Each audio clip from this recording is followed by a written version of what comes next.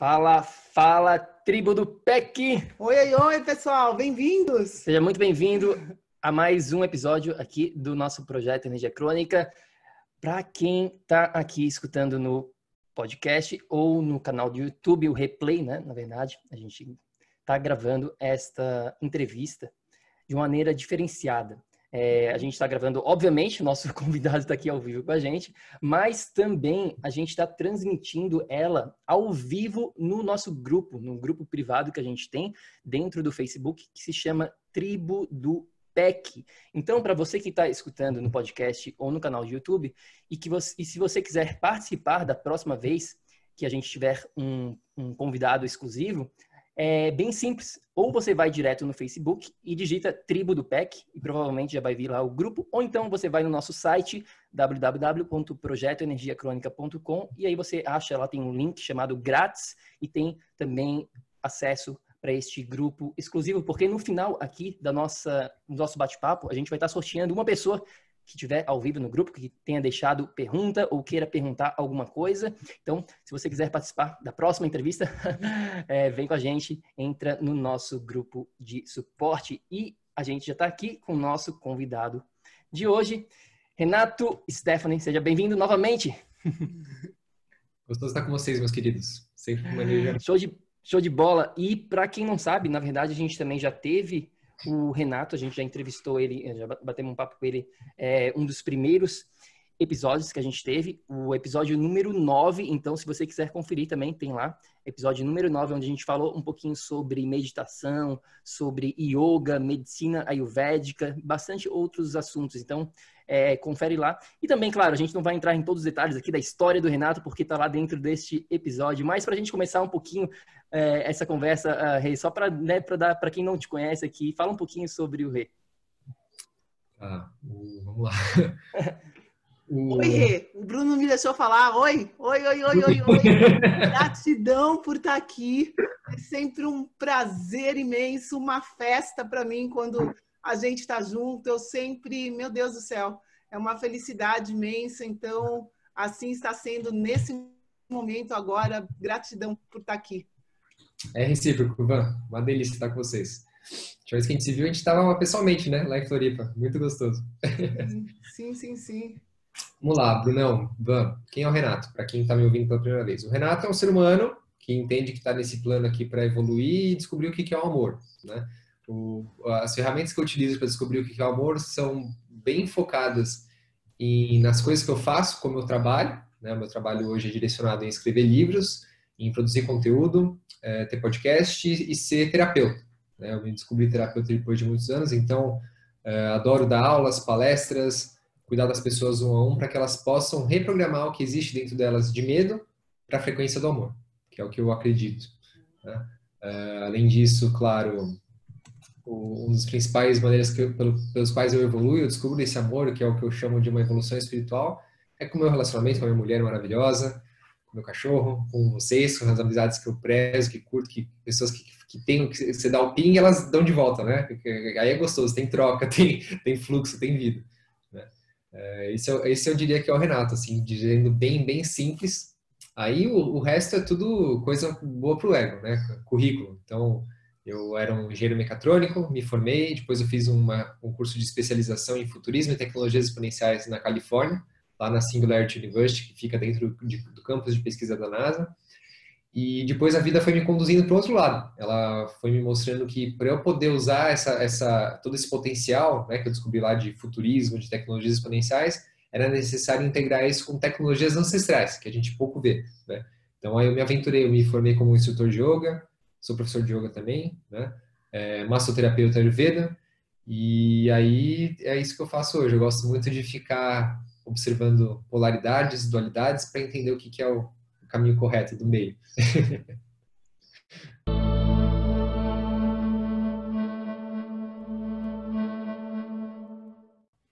Bom, eu acho que você falou em amor, né? Uma coisa que me veio na cabeça enquanto você estava falando é que essa jornada, né? Estamos todos aqui em busca de evoluir a nossa consciência e o único caminho que a consciência vai é esse amor coletivo, né? Collective Love Consciousness que a gente fala aqui em inglês, que é esse amor coletivo, essa união, né? Que esse que a gente saiu dessa dualidade e foi para esse E faz parte dessa busca o propósito de cada um, né? Eu sinto que as pessoas estão num momento de busca.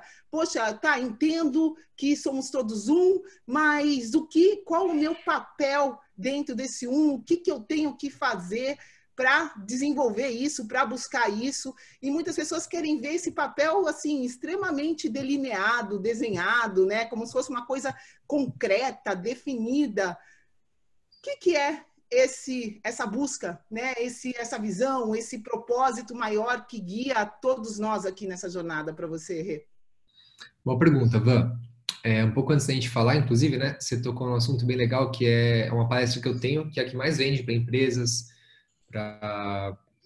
e o pessoal gosta muito demais, chama Pare de Procurar o Seu Propósito. Então, assim, pela minha experiência de vida e depois desses 5 anos trabalhando com mais de 2.000 pessoas em desenvolvimento pessoal, crescimento, aceleração do desenvolvimento próprio, eu posso afirmar com você, né, de acordo com esse Instituto Renato de Ciência, que é que eu fui pesquisando, que o propósito, ele é assim como o desenvolvimento espiritual, ele é assim como o amor, é algo que deve florescer por você, é algo que deve desabrochar, né? E como que ele desabrocha? É o que eu chamo de pequenos atos ordinários que formam feitos extraordinários. Você não vai um dia acordar e falar, puta que pariu, é isso, meu propósito, não sei o que lá. Ou então, como outras pessoas tentam fazer, que é tipo escrever a missão e valores, né, de uma empresa. A missão da empresa é conseguir ajudar os seres humanos a ter uma vida mais bonita e não sei o que. É lindo no papel, né, mas na prática, que bosta. A Monsanto, aposto que tem um slogan lindo, mas tá, o que ela faz no mundo de fato? Né? Ela tem visão e valores que são maravilhosos, mas... Então, eu acredito que o propósito ele é a própria expressão artística do seu ser no mundo. Né? Então, qual que é a expressão artística do Bruno? Qual que é a expressão artística da Vanessa? Né? Pelo que eu convivo com vocês, cada um tem assim um monte de qualidades, um monte de valores. Né? O Bruno é um cara calmo, tranquilo, feliz, é um cara que conecta com a natureza, até muito disciplinado nos atos dele, porque pelo que a gente viveu junto aí em Floripa, né? Tá sempre dando suporte à Mona. A Vanessa é essa explosão de amor, que está sempre expandindo, falando, né? Entrando nesse flow bonito que você tem de falar, do dom que você tem na fala fluida, né? Então, isso são qualidades que acho que ninguém ensinou para vocês. Desabrochou, né? Pelo próprio conhecimento de quem vocês são. E eu digo que o meu propósito, eu faço ele por todas essas atividades que eu falei para vocês, né? Mas eu também estou no meu propósito quando eu estou limpando o cocô do Horus, né? Estou no meu propósito quando eu estou aqui varrendo minha casa, passando aspirador, né? Agora, se eu criar uma historinha bonita para o meu ego, não, porque meu propósito é porque eu vou lá na África, vou cuidar das criancinhas que estão com fome, não sei o que, tá, mas eu não falo com a minha mãe, eu não falo com meu pai, eu estou fazendo bonito para quem? Né? Para um papel que eu construí para mim? Então, nesse sentido, eu gosto muito dessa questão do propósito como uma atitude pé no chão em que você encara a si mesmo todos os dias. E aí, por consequência, você descobre o que você é, né? Esse próprio exalar da sua essência. E você não precisa escrever o que é o seu propósito, porque o propósito, assim como o próprio amor, né, que a gente interpreta, né? Por exemplo, eu falo para vocês que eu amo a Nádia, minha mulher. A hora que eu falei eu amo ela, fudeu, não amo mais, porque o meu ego pegou isso, né? A mente transformou, já não é mais amor, é outra coisa, né? O ego tomou conta disso. O propósito é a mesma coisa. Ah, meu propósito, eu fui, fudeu, tá muito longe do propósito. Boa. E Rê, eu queria falar um pouquinho também, eu sei que tu está passando por um momento de transição pessoal e também no profissional, né? Então, eu acho que seria legal, para quem já escutou a primeira entrevista, a gente falou lá sobre o Hack Life, né? E hoje, nesse momento, tu tá passando, não sei se o Hack Life existe, digamos assim, entre aspas, oficialmente ainda ou não, mas fala um pouquinho desse teu período de transição, nessa conversa sobre propósito, sobre trabalho que a gente está falando aqui. Fala um pouquinho como é que foi, como é que está sendo. Com certeza teve que ter bastante coragem, eu acho, para sair depois de vários anos do Hack Life e tá meio que, né, criando um outro Renato. Então fala como é que está sendo esse processo, que eu acho que é interessante nessa conversa de propósito. Boa pergunta, hein, meu? Gostei dela. já deu vários tiques aqui dentro. Vamos lá. Bom, para quem está ouvindo hoje pela primeira vez, o que é o Hack Life? Foi uma empresa que eu criei, né, em 2015, com um workshop lá na Vila Madalena, que era como hackear a sua vida. Então, eram técnicas e ferramentas para tornar a sua vida mais fácil, simples e fluida, equilibrando corpo, mente e alma. Então, essa palestra da Vila Madalena, que tinha aí suas 3, 4 horas, virou depois um curso online com 20 horas, depois virou um outro curso online com 20, com 50 horas, né? E acabou se tornando um grande movimento de pessoas que estão em busca de si mesmas, né? Desse equilíbrio, dessa vida harmônica. E justamente aliar, né, o que existe de tecnologia da vida moderna com a sabedoria ancestral de escolas filosóficas. Cara, foi uma jornada incrível para mim, né? E desde 2015, o Hack Life foi o emprego que eu mais durei. Até então eu não tinha um emprego que durava mais que 8 meses. Né? E ele me ensinou muito, cara. Eu diria para você, Brunão, que eu me formei como engenheiro mecatrônico, mas o Hack Life foi um MBA da minha própria vida. Foi onde eu aprendi a lapidar muitas coisas dentro de mim, de virtudes, de valores, de muitas coisas. E aí, cara, no começo desse ano, no meu aniversário de 30 anos, eu tinha um chaveirinho de MDF com o logo do Hack Life que a gente dava de brinde. Eu peguei aquilo e deu vontade de eu queimar na minha fogueira. Porque eu faço bastante fogueira aqui na lareira, no quintal de casa, eu queimei no fogo. Senti lá dentro de mim que tinha que se transformar aqui, né? E aí depois nas minhas sessões de massagem ayurvédica com o meu mestre, que é onde eu aprofundo mesmo em quem eu sou, que eu tenho essa visão do self, né? do eu superior, que eu consigo realmente enxergar as coisas de um outro plano. Ele falou uma coisa para mim que eu tinha que negociar com o meu ego por algumas coisas. Né? Eu fiquei com aquilo na cabeça. Como assim negociar com o meu ego? E aí eu senti dentro de mim que existia um futuro que estava acontecendo, né? Eu estava entrando numa outra fase com a Nádia. A gente casou agora em setembro do ano passado, a gente já está num relacionamento de 8 anos, já morava junto há 3. E eu comecei a perceber que existia muito mais a ser vivido para frente. E que o Hack Life, de alguma forma ou de outra, estava me engessando, assim. Eu virei meio que um prisioneiro da minha própria liberdade, né? Uma coisa assim. Eu mesmo criei uma coisa que não estava legal para mim.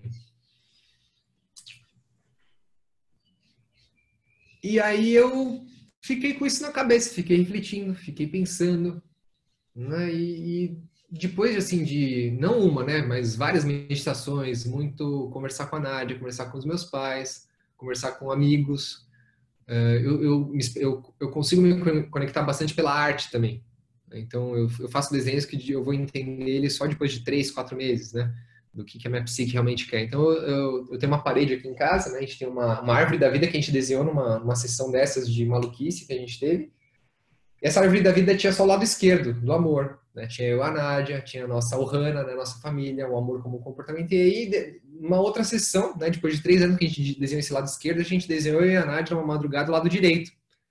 Esse lado direito apareceu lá o nome diretriz, apareceu fogo, apareceu luz, apareceu eu, ela, morando no campo, né?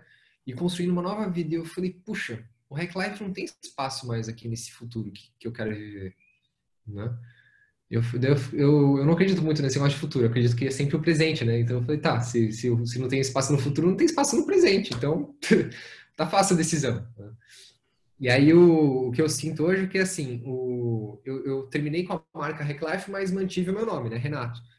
Porque eu senti que o Hack Life, como eu falei, foi um MBA para eu poder integrar muitas coisas dentro de mim que eu não tinha integrado. Então ele foi uma ótima escola para eu aprender a me expressar com o público, porque eu meio que usei ele como um escudo para poder falar quem o Renato era, né? Porque quem era o Renato? Era um moleque de 25 anos, mas o Hack Life, o Hack Life é legal, meu. O Hack Life é grandioso, tem um nome em inglês e não sei o que, não sei o que lá.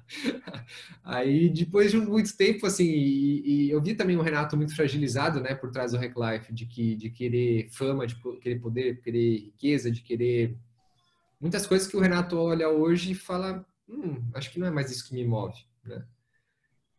Não que isso justifique tudo que eu estou falando para acabar com a marca Hack Life, né? Eu acho que era possível ter mantido, ajustado, assim como ele passou por várias transformações durante esses anos, mas alguma coisa me disse que não era coisa, né? Que eu precisava de um novo nome, precisava de outras coisas. E eu senti que o Hack Life integrou dentro de mim, né? Eu continuo fazendo o que eu fazia, que é o podcast, que agora é a Sexta Filosofal, mas eu me comunico com a audiência agora por Renato, simplesmente, né? E acho que... É um processo natural de evolução do teu ser, na verdade, né? Isso, perfeito, Bruno. E tem um outro mestre meu, o Roberto, meu coach, que ele fala assim que a gente passa por várias transições, né? Eu acredito que as transições são os mecanismos pelos quais a consciência também evolui. E toda transição passa por 3 partes, né? O término, a zona neutra e o reinício. Então, de novo, né? Se eu já vi o reinício, eu vi lá na minha arte o que eu quero viver mais pra frente. Para eu viver aquilo, o que eu preciso deixar para trás?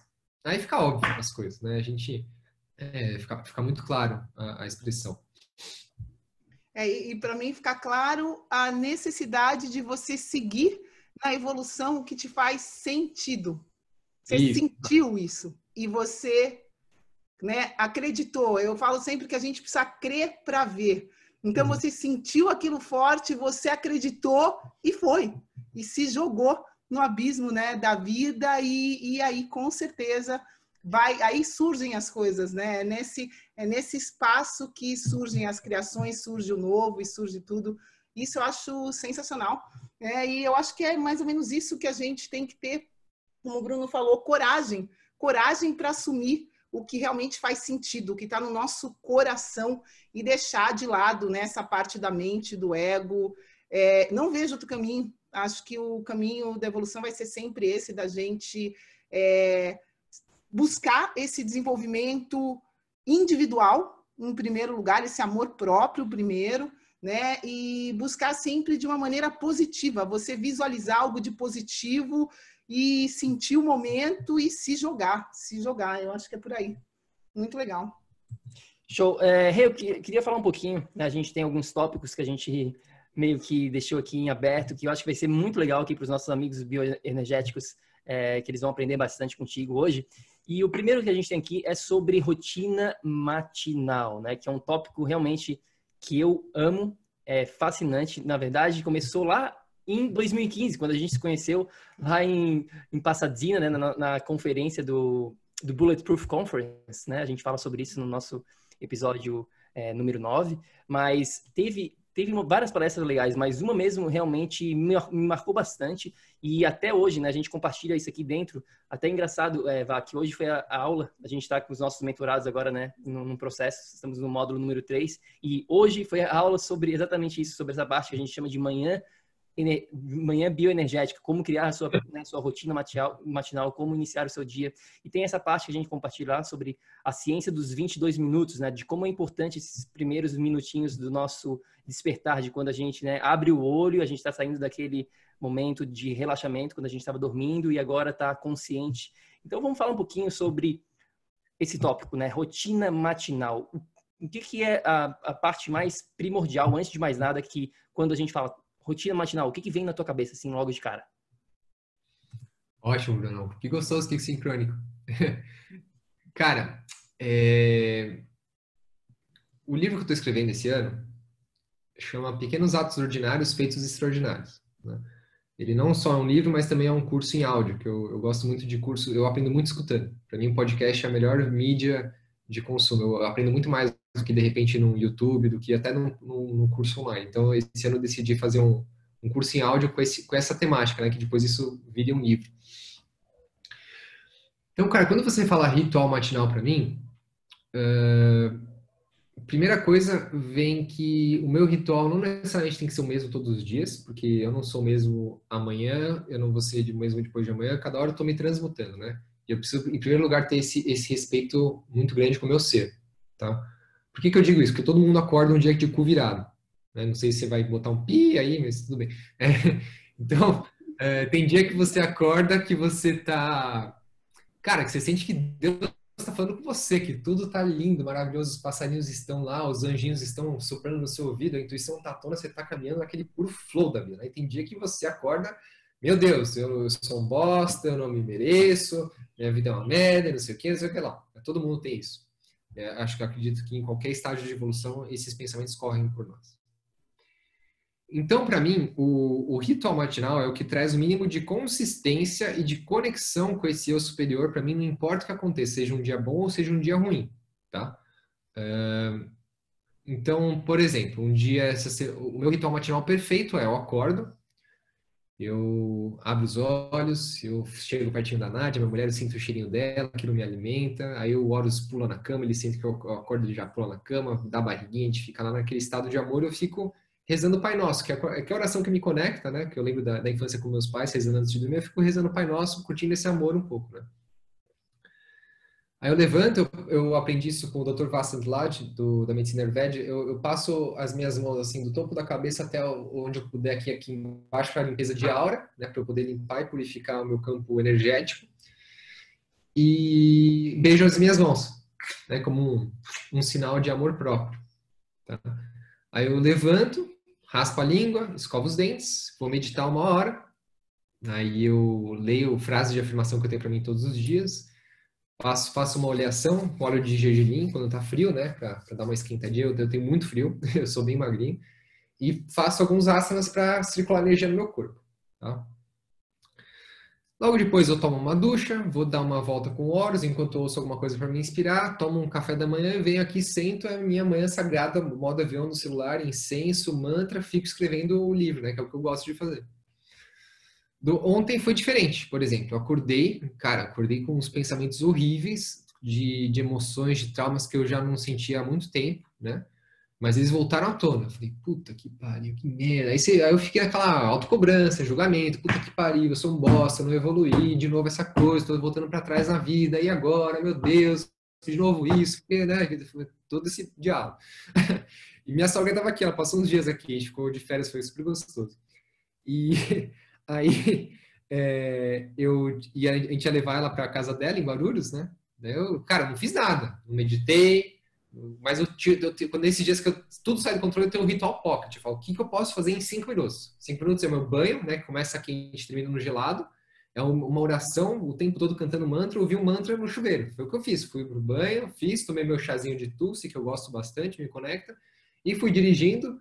Aí minha mulher e minha sogra falando aqui no carro, aquele estado irritadiço, né? Tipo, qualquer coisa vinha um julgamento. Ah, que minha sogra aí não sei o quê, que minha mulher não sei o quê. Elas são codependentes uma da outra. E eu só observando esse jogo aqui, mas respirando, né? Eu falei, isso não sou eu. Isso não sou eu. Já tá aí, eu já entendi esse jogo, mas isso não sou eu, né? Cheguei na casa da minha sogra, o que eu fiz foi meditar, né? Aí eu consegui abrir o tapetinho de yoga lá, fiquei no sol meditando, aquilo me animou um pouco, me trouxe uma outra energia, né? Aí eu comecei a escrever, na hora que eu comecei a escrever, pronto, aí o flow veio, e aí eu, ufa, saí, né? Aquela nuvem escura, densa, né? Foi embora, né? Então, para mim, eu acredito que esse é o poder do ritual matinal, né? De você, não importa o que aconteça, tipo, ontem eu fui fazer tudo isso, era 10 horas da manhã, não foi às 7, 8 horas da manhã como eu tô acostumado. Mas é o que eu acredito que aconteça o que aconteceu, eu faço e volto a ser quem eu sou de verdade, né? Eu deixo para trás aquele Renato mesquinho, rancoroso, vingativo, né? Que todo mundo tem, né? De lado e consigo voltar quem eu sou. Para mim, essa é a importância do ritual matinal. Eu acho legal também o que tu compartilhou aí sobre essa parte, né? De tu ter essa tua manhã perfeita, ideal, né? Digamos assim, mas tu entendeu também que estar aberto o que pode acontecer durante a tua vida, né? Para deixar um pouquinho flexível também, não estar totalmente rígido. E eu compartilho disso porque também eu gosto, né? Sou uma pessoa que gosta também bastante de uma rotina pré-definida, mas às vezes acontecem coisas fora do controle, sempre acontecem, como por exemplo 2 noites atrás aqui onde a gente mora, 1h30 da manhã, do nada começou a tocar o alarme aqui do prédio todo, e eu estava num sono muito profundo, estava dormindo, eu nem sabia onde eu estava, eu acordei assim, meu Deus, o que está acontecendo? Fui logo para ver o que está, né? Aconteceu alguma coisa, o alarme estava bem alto, e tentei desligar na lâmpada, a lâmpada pensando que era o alarme, totalmente perdido. Depois de 5 minutos que eu e a Vanessa, a gente notou que o alarme era no prédio todo, não só no nosso apartamento, mas no prédio todo, então estava todo mundo na rua, 1h30 da manhã, o que está acontecendo? Meu Deus, está pegando fogo, mas não tinha nada acontecendo, eu não sei o que aconteceu até hoje, mas simplesmente o alarme estava tocando, e alto, muito alto, não tem noção como meu ouvido, quando eu voltei a dormir, estava doendo de tão alto que era. Mas eu compartilho isso porque na manhã seguinte, né, eu dormi muito mal aquela noite. E tocou de novo, detalhe, né? Tocou de novo depois de meia hora. Eu estava quase dormindo. Enfim, no dia seguinte eu não consegui, né, tá com a minha performance cognitiva da maneira como geralmente é. E eu tive que me adaptar, né, a essa nova realidade da minha manhã. Então, acho que é importante, né, as pessoas que estão escutando, pra gente... Eu acho que é muito importante a gente ter rotina, né? Isso aí libera energia tremenda, porque a gente gasta muito quando o nosso cérebro ele não sabe o que vai estar acontecendo, então ele está sempre tentando adivinhar o que tu vai fazer agora, o que tu vai fazer agora. Mas quando a gente tem, né, uma rotina onde a gente sabe da onde que vai vir as coisas, por exemplo, isso aí ajuda muito nessa conservação da nossa energia. Mas também entender que a gente não tem controle total da vida, né? Mas é como a gente reage. Tem um ditado que fala assim, life is not what happened to you, is how you react. Acho que é mais ou menos por aí. Enfim, falei bastante aqui. O que tu acha disso? Cara, assina embaixo. E eu diria mais, né? Que quando esses rituais matinais, para mim, a analogia que eu faço é tipo uma equipe de Fórmula 1 que consegue trocar um pneu em 7 segundos, né? Ou mesmo um chefe de cozinha. Você vai no restaurante de um chefe de cozinha, 2 estrelas Michelin, por exemplo. Cara, você pede um prato super rebuscado, aquilo chega na sua mesa, o quê? Em 20 minutos, né? Se você fosse tentar fazer aquilo em um dia, você ia demorar o dia inteiro para tentar chegar no mesmo nível, né? Mas por que o chefe consegue aquilo? Porque, cara, ele tá meses preparando aquilo. Os ingredientes corretos já estão de molho, né? Eles conseguem fazer aquilo tudo em 20 minutos porque tem toda uma base, uma estrutura que está por trás daquilo. Então, para mim, o ritual matinal é a mesma coisa. É você preparando o seu sistema, dando sinais para ele de que você quer um dia extraordinário, você quer entrar em flow, você quer dar o seu melhor para o mundo, né? Então, quando você ativa os pontos corretos do seu corpo para tá no flow, né? Então, para mim, o ritual matinal é o mecanismo pelo qual eu entro em flow, né? Não importa o que aconteça. E é uma característica, né, que várias pessoas de sucesso, eu digo sucesso aqui não um sucesso financeiro, mas sucesso de propósito mesmo, elas têm em comum, eu acho, essa prática, né, da rotina matinal. O próprio Tim Ferriss fala muito isso no podcast dele, eu acho um dos livros. Enfim, eu já vi ele falando bastante sobre isso, né? De uma das características que ele encontrou de todas essas pessoas que ele entrevistou é essa rotina matinal que as pessoas têm, né? Elas têm esse plano, digamos assim, bem certo, uma visão bem grande na mente deles, assim, de como que eles vão iniciar o dia. E às vezes começa, para mim, na verdade, não sei como é que é para ti, Rê, mas começa de noite, na noite anterior. A minha manhã, na verdade, começa na noite anterior. Não, absolutamente. Na noite anterior tem todo um ritual também de poder aquietar o cérebro, aquietar a mente, os pensamentos, conectar, né, com algo maior, tomar um banho quente, um banho no escuro, que eu gosto muito à noite, tomar um chazinho, ficar muito em família, assim, né, conversando coisas boas que nos elevam. Para mim faz todo sentido. Vocês usam bastante, né, o óculos laranja, né? Isso tem um benefício gigante. Uma coisa, né, que vocês dois falando, né, você falou de preparação, né, não tem como negar que preparação é um componente essencial. Assim, a gente tem que estar preparado, né, psicologicamente, emocionalmente, com certeza um ritual ajuda em tudo isso. E outra coisa que você falou é esse comprometimento, né, que acho que é o que leva a gente, se for perguntar eu e o Bruno, independente de rotina, independente do que acontece, se tem uma coisa que leva a gente a seguir, né, e a buscar o melhor, o flow e tudo mais, é esse comprometimento com o nosso desenvolvimento, com o nosso propósito, no caso, se quiser chamar de propósito.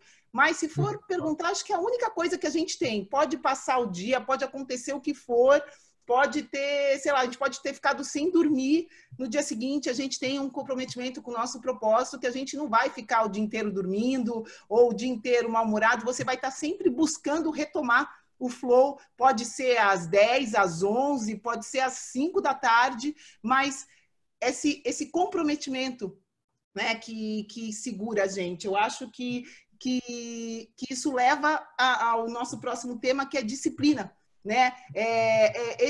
Como que a gente consegue, né, na prática, desenvolver isso, né? De ter esse comprometimento consigo e com o nosso propósito, com a vida, enfim, com o flow.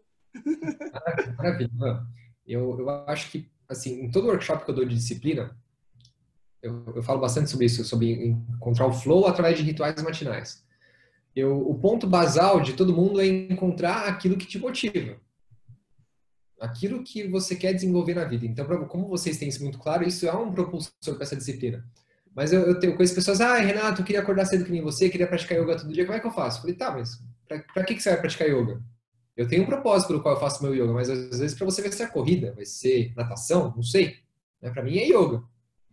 O yoga é para você? Primeira pergunta. O que você espera alcançar com o yoga? O yoga para mim é uma ferramenta pela qual eu me encontro. Eu já tentei de tudo. Tentei meditação, tentei um monte de coisa para mim. Assim, o número 1 é yoga, ponto. Então é por isso que eu faço todo dia. E partindo do yoga, né, eu gosto muito do texto sagrado aí do Yoga Sutras, que foi escrito por um Rishi, que é um sábio antigo da Índia, lá há 10 mil anos atrás, chamado Patanjali. Ele fala que assim, o yoga é a cessação das atividades mentais para que você permaneça no ser espiritual. E ele começa nos aforismos dele, é um livro maravilhoso, é de graça, né, na Amazon, você pode baixar, quem quiser. E tem uma hora que ele fala assim, que o único uso correto da vontade é para permanecer no ser espiritual. O único uso correto da vontade é para permanecer no ser espiritual. E aí a gente pode aqui destrinchar o que é o ser espiritual. É o flow, é o propósito, é a sua essência, é ser você mesmo, o nome que funcionar para você, né? O ser espiritual é quando você está além desse negativismo, né? Desse vitimismo, desse pessimismo, né? Então, para mim, a disciplina, ela funciona para que eu me liberte de mim mesmo, me liberte dos meus vícios e fique nas minhas virtudes. É praticar o yoga o tempo todo, né? Então, nesse sentido, é importante entender o que é disciplina.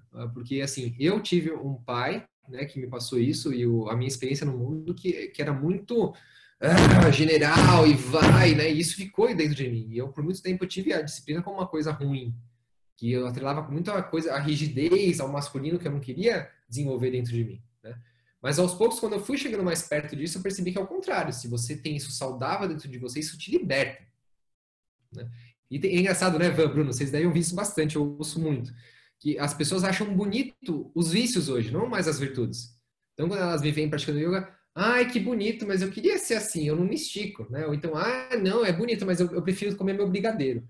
Mas é legal, mas eu prefiro assistir minha TV. Você dorme às 9h30 da manhã, você dorme às 10 da manhã? Não, prefiro ficar assistindo TV Netflix até 12h30 da manhã. Tá bom. Né? Eu tenho muita... No fundo, eu tenho uma compaixão, né, por essas pessoas, porque talvez elas não tenham entendido o que é esse extrapolado coração do amor para o mundo. Porque o dia que elas encontrarem, elas talvez voltem lá para trás e entendam que o que é disciplina? É você não assistir Netflix? Claro que não. Mas é você assistir Netflix, quem sabe uma vez por semana, 2, não transformar disso a sua rotina, né? Todo mundo precisa de tempos de relaxamento, né, quiser tomar uma cervejinha, tomar um vinho, né, fazer o que quiser, mas isso não tem que ser a norma, isso tem que ser a exceção. O que acontece é que a gente transformou os vícios, as virtudes em vícios, né, o que deveria ser a exceção em norma, né? Então, tem dia que eu fico aqui assistindo filme com a minha mulher até as 2h da manhã? Tem, é uma delícia. Mas é o quê? Uma vez por semana? 2? No máximo. Porque eu sei que se eu fizer isso por mais dias, eu vou estar me sabotando. Eu vou estar assim, a minha alma vai estar se corroendo por dentro. Eu fico doente, de fato, quando eu não faço isso. Eu fico 2 dias sem escrever meu livro, eu fico doente. Eu começo a escorrer meu nariz e as pessoas ficam nessa paranoia, que a doença é algo maior do que elas, né? Pelo contrário, o seu amor é maior, a saúde é maior, mas você, de algum jeito, acreditou nisso, né? Então, voltando aí totalmente na pergunta da disciplina.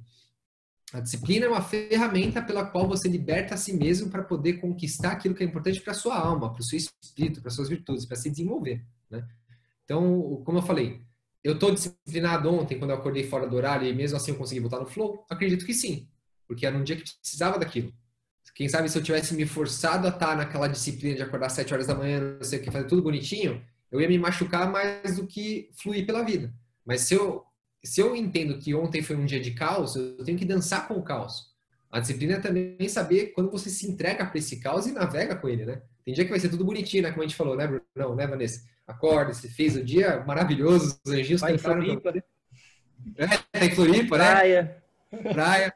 Aí dia seguinte, meu, ferrou, dia feio, nublado, né? Chuvoso, dá vontade de ficar assistindo o filme. Pô, assiste o filme. Pô, esses dias eu fiz isso, era uma quarta-feira, eu trabalhei segunda e terça, assim, 12 horas. Foi um dia, 2 dias, assim, lindos, né? 2 estrelinhas seguidas.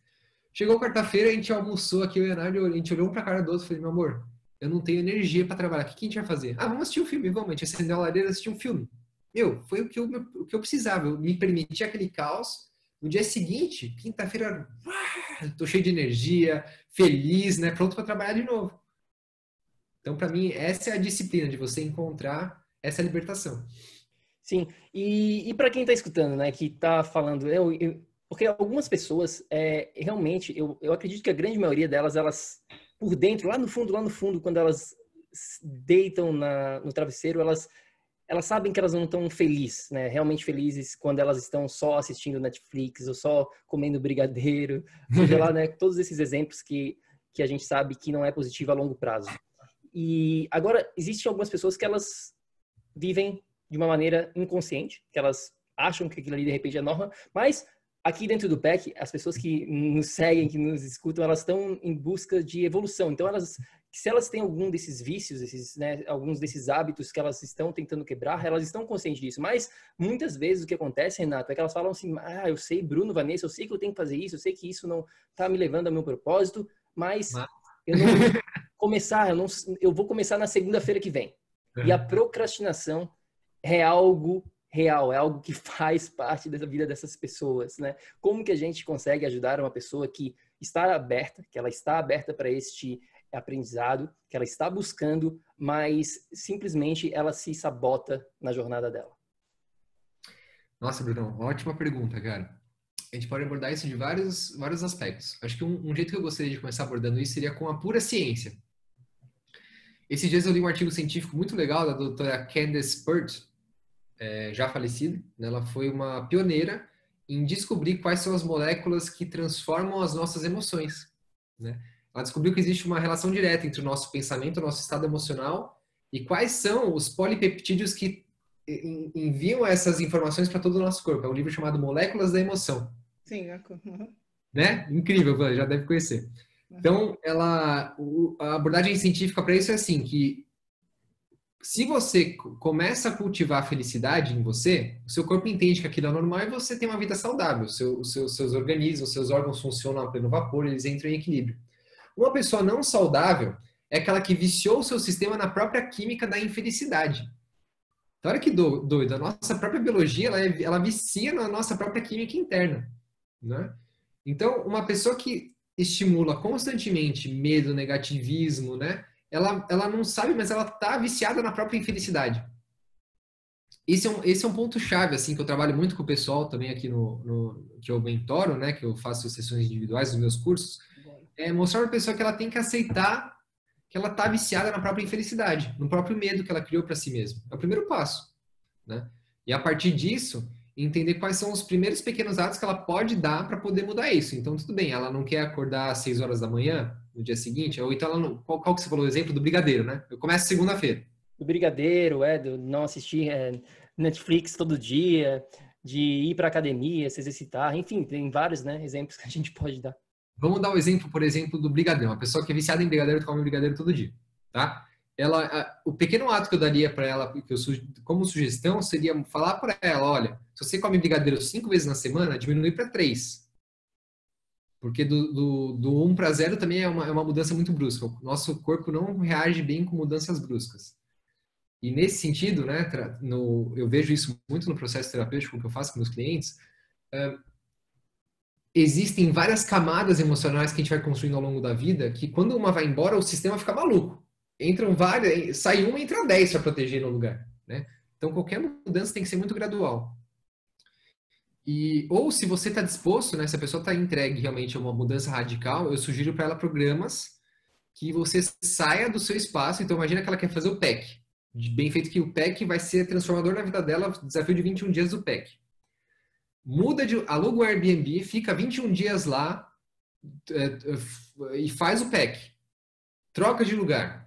Dá esse bug mental para que você consiga abrir outro espaço mental dentro de você. Todo mundo acho que já experienciou isso. Né? Você sai de férias, você é outro eu, né? Outro Renato. Você está feliz, está aberto, volta para São Paulo, volta os mesmos problemas, volta, né, a rotina de sempre e você fica viciado. Né? Então, para mim, os programas mais transformadores para mim foram quando eu fiquei 10 dias meditando, né, que eu saí da minha realidade, quando eu fiz minha formação em yoga, que foram 30 dias. Outro curso que eu fiz também, mas que foi muito transformador, foi quando eu me formei com massoterapia Ayurveda, mas foi 1 ano.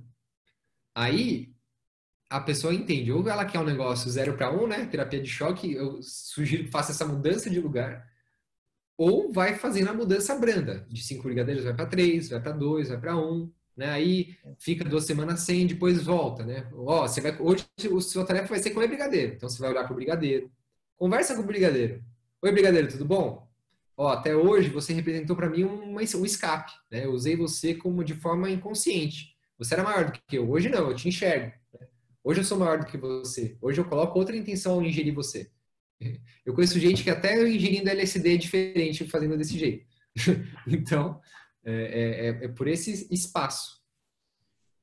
Me vem muito isso que o Paul Chek fala, que ele fala, né? Hoje em dia a gente tem muita informação. Então, as pessoas sabem, estudam e procuram e pegam um tema e sabem tudo, e passam, né, dias, horas, meses, anos estudando isso, mas falta um pouco de participação ativa, né? E para que esse conhecimento todo realmente vire poder, né, que possa movimentar essa energia, movimentar a nossa vida, a gente tem que aplicar o conhecimento, tem que testar. É o que você falou, fica um dia sem comer o brigadeiro, não é? É que a gente tem eu falo um pouco da síndrome da perfeição, ou 8 ou 80, ou ela arranca o brigadeiro de vez, ou ela come o brigadeiro todo dia. Então, a gente não precisa ser assim, né? Tira um dia, testa. Daí não conseguiu, um dia não foi suficiente para tirar teu vício, testa 2 dias, né? Mas eu acho importante a gente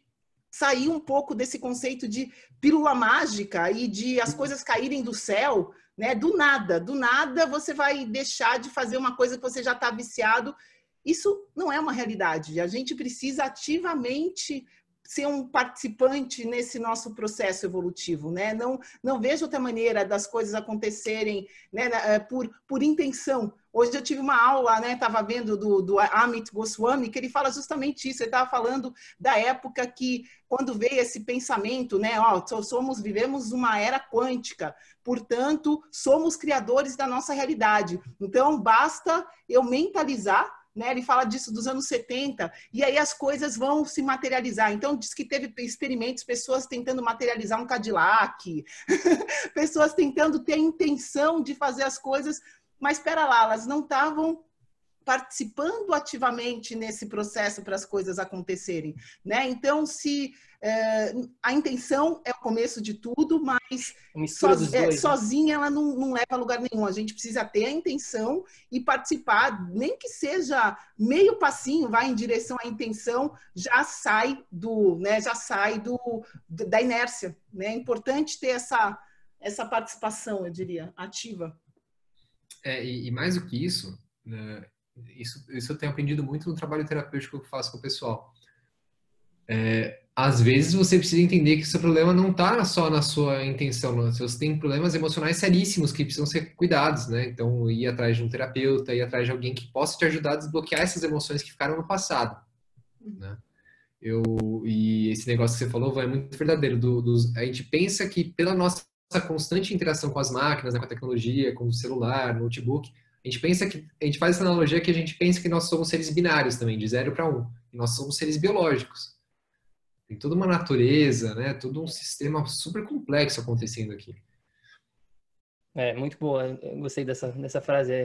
É bem isso. A gente é um ser bem complexo e as coisas muitas vezes não acontecem, né, tão rápido quanto a gente espera. Muito pelo contrário, né? Até em termos de produtividade, né, que não é o assunto hoje aqui, mas isso é algo que a gente está aprendendo bastante aqui, né? Que a gente tem uma filhinha de 2 anos e meio quase, então a gente tem que ser o máximo, né, produtivo com o menor tempo possível. E a gente às vezes acha que vai fazer uma atividade, vou escrever um e-mail para a tribo do PEC. E aí eu acho, vou conseguir em meia hora eu escrever esse e-mail.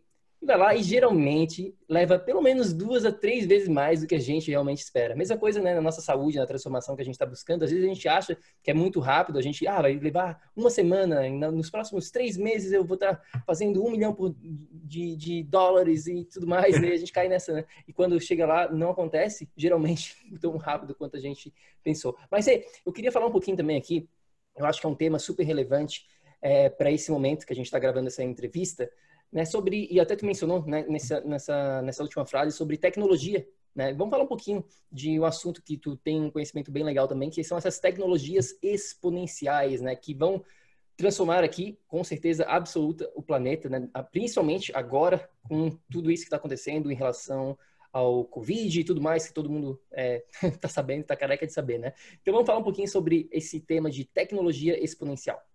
O que são elas, antes de mais nada? Vamos lá, Brunão. As tecnologias exponenciais é um termo que foi cunhado, né, pela Singularity University, que foi uma iniciativa de 2 caras brilhantes, um chamado Peter Diamandis, né, que você conhece, já leu o livro dele, e outro chamado Ray Kurzweil. O Ray é o diretor de engenharia do Google, um puta inventor. Os dois se uniram lá no Vale do Silício, no campus de pesquisa da NASA, e fundaram a Singularity University.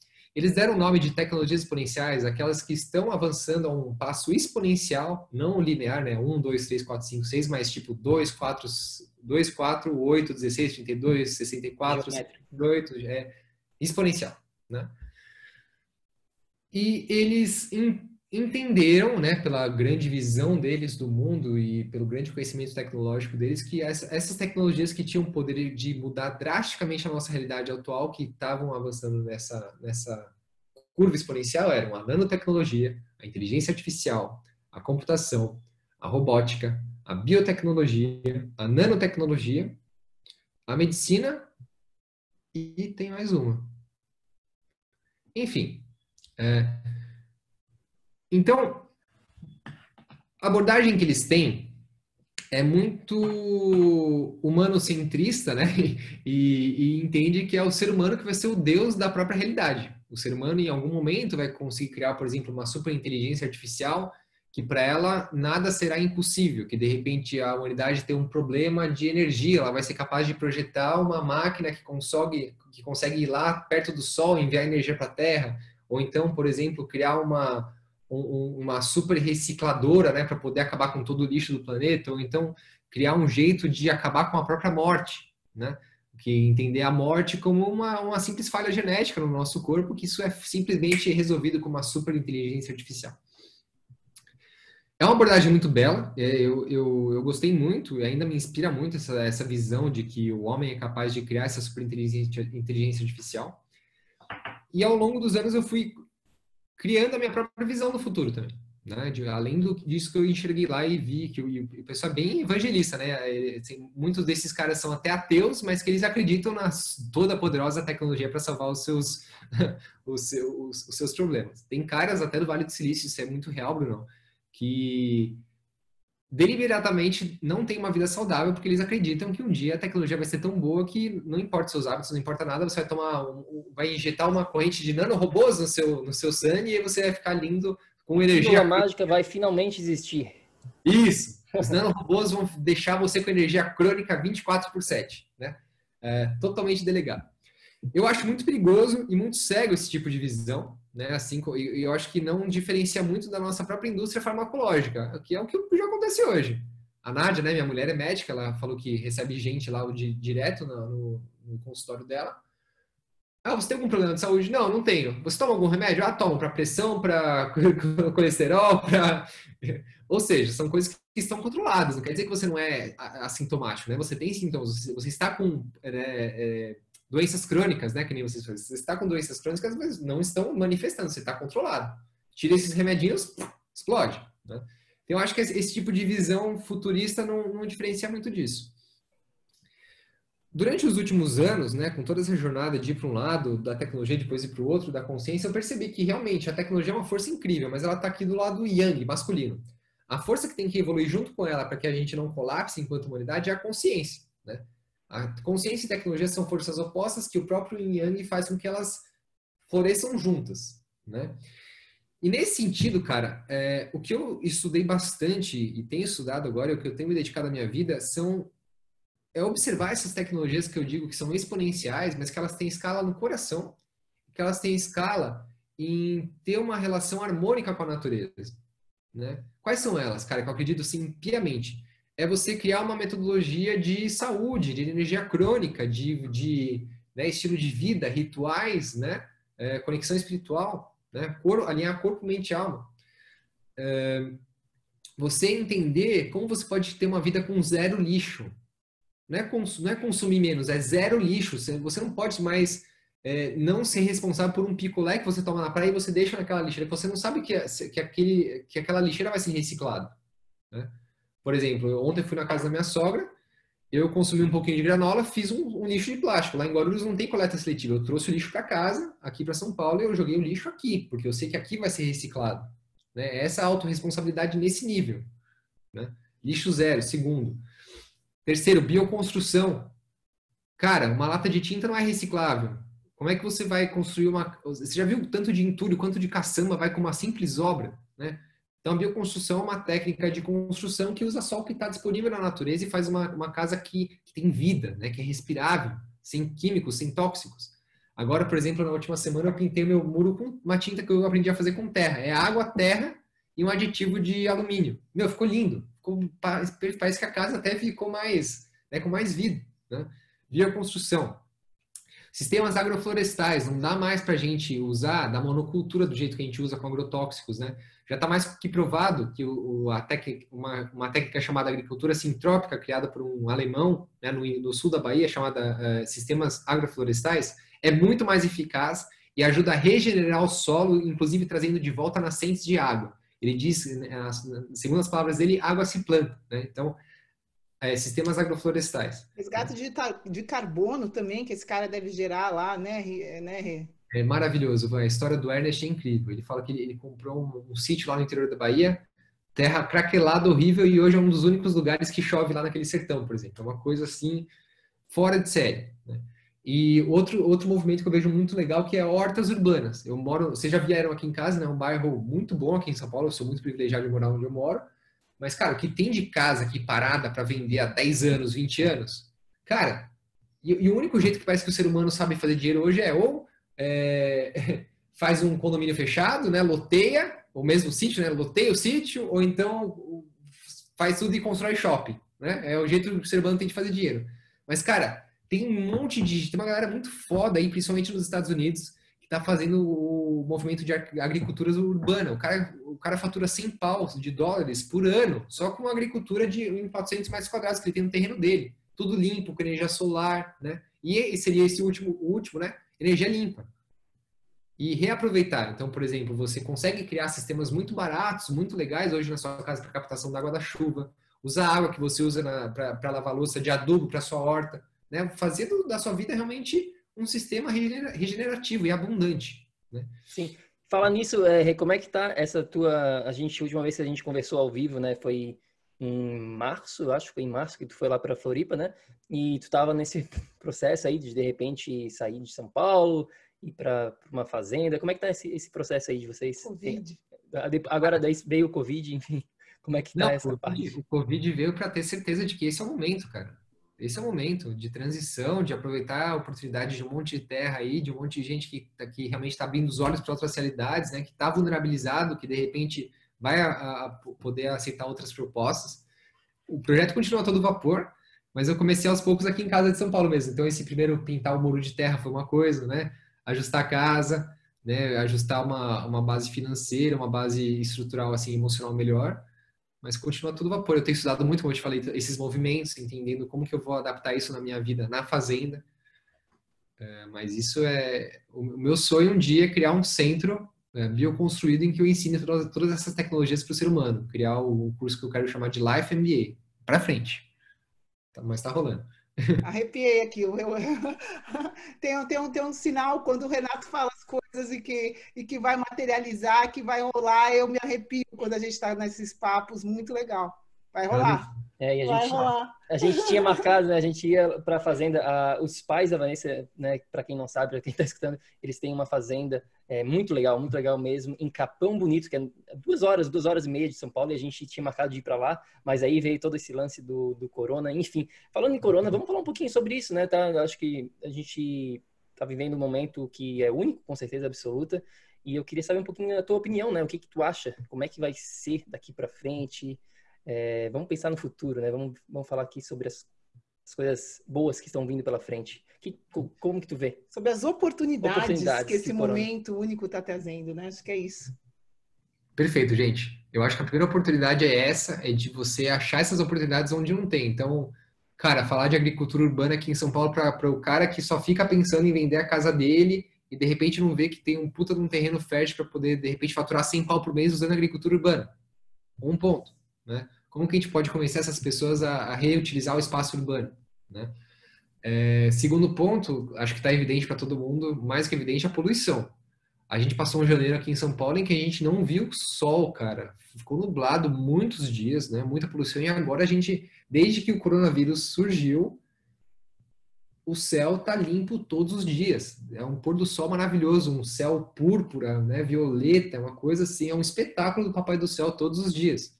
A gente não Sério? tinha isso antes. É lindo, cara. Nem parece que é São Paulo mesmo. Que louco.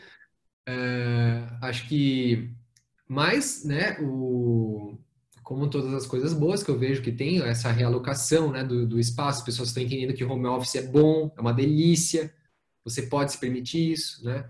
Eu gosto muito da questão de ajuste de inflação de preços imobiliários, né? Então, por exemplo, é uma estupideza você sair da sua casa, cruzar a cidade inteira para ir para Faria Lima, para Berrini, né? Aqui no caso, centros comerciais grandes de São Paulo, abrir um computador igual que você tem na sua casa e ficar o dia inteiro sentado, né? É uma estupidez para mim. Sendo que, porque para mim, eu já trabalho de casa há muito tempo, eu sou muito sortudo nisso, né? Então, minha vida não mudou muito nesse sentido. Eu continuo fazendo a mesma rotina, acordo, né? Escrevo, aí eu vou na pracinha, pratico um yoga, volto, a gente cozinha um almoço junto, né? Fica tranquilo. Mesmo esquema que a gente viveu aí, né? Em Floripa juntos. Você já tem esse esquema também, é bem gostoso de ver. Então, para mim, isso, né? Ressignificação dos espaços. Por quem sabe, né? Essa indústria que a gente vê imobiliária comece a criar espontaneamente novos jeitos de manifestar abundância, manifestar dinheiro, né? Sem ser construir prédios, sem ser fazer loteamento. Eu vejo uma grandíssima oportunidade para o ser humano revisitar o seu propósito, né? Ajustar ele, realmente deixar para trás o que tem que ser deixado, tá? Em vários sentidos. Sentido de relacionamentos que tem que ficar para trás, relacionamentos com o trabalho, relacionamentos consigo mesmo, né? Então, nesse sentido, deixa isso para trás. E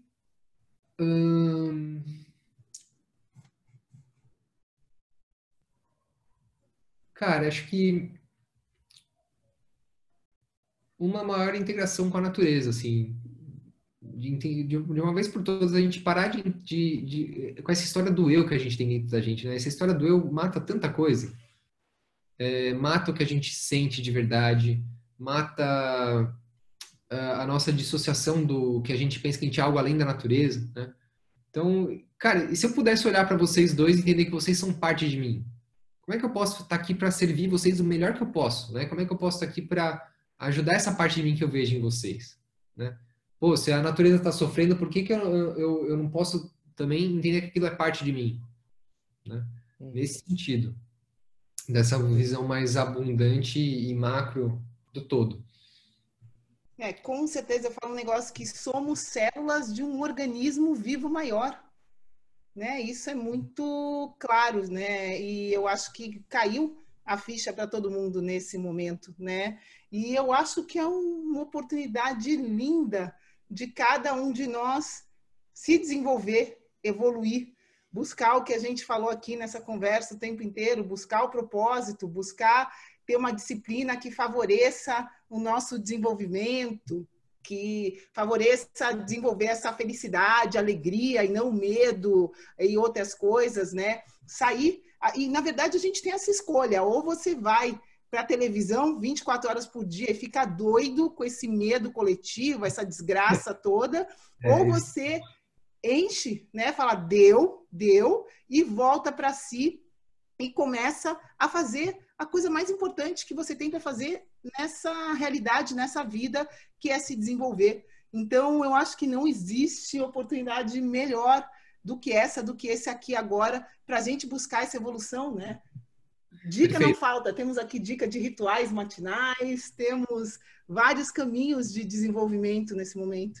E o que eu vejo nessa situação toda, que me dói muito o coração, é ver como as pessoas deixam o medo apossar-se delas, né? Então, como eu falei, minha vida não mudou muito. De novo, eu sou um cara super privilegiado, vivo num bairro aqui que é uma comunidade por si só. Todos os dias eu ainda vou pra pracinha fazer meu yoga. Porque eu ainda acho que é um absurdo você se privar da luz do sol, se privar de coisas que fazem bem para você, que te deixam nesse estado de energia crônica, né? Então, eu continuo fazendo meu yoga, é isso que eu acredito, né? Agora, pessoas que deixam... O que eu digo é assim, pensem por si só, sintam por si só, né? Não é porque tem um monte de gente falando que você não pode sair de casa, que você pode sair de casa, você pode botar máscara, se proteger do jeito que faz sentido para você, mas não deixem de tomar sol, por exemplo. Perfeito, Rei. Então, última pergunta para ti, antes que a gente termine aqui, fale mais aonde, né, os nossos amigos bioenergéticos podem saber mais sobre o teu trabalho. Eu queria uma mensagem final, a gente sempre pergunta isso aqui, uma mensagem final, um pensamento, alguma dica, algum conteúdo, livro, seja lá o que vem na tua cabeça agora que tu queira compartilhar com a gente, que tu acha que vai ser positivo para quem quer buscar esse estado de energia crônica que a gente fala aqui dentro do PEC. É um livro que tá bem presente para mim, eu já li ele algumas vezes. Foi um livro que me ensinou a amar de outro jeito. É um livro de liderança executiva, chama O Monge e o Executivo, do James C. Hunter. Ótima dica. Para quem quiser... O Monge e o Executivo, James C. Hunter. Isso, para quem quiser aprender como... E se tocar, né, de uma história bem simples, o que é a essência da liderança. Não só da liderança para com os outros, mas a liderança de si mesmo.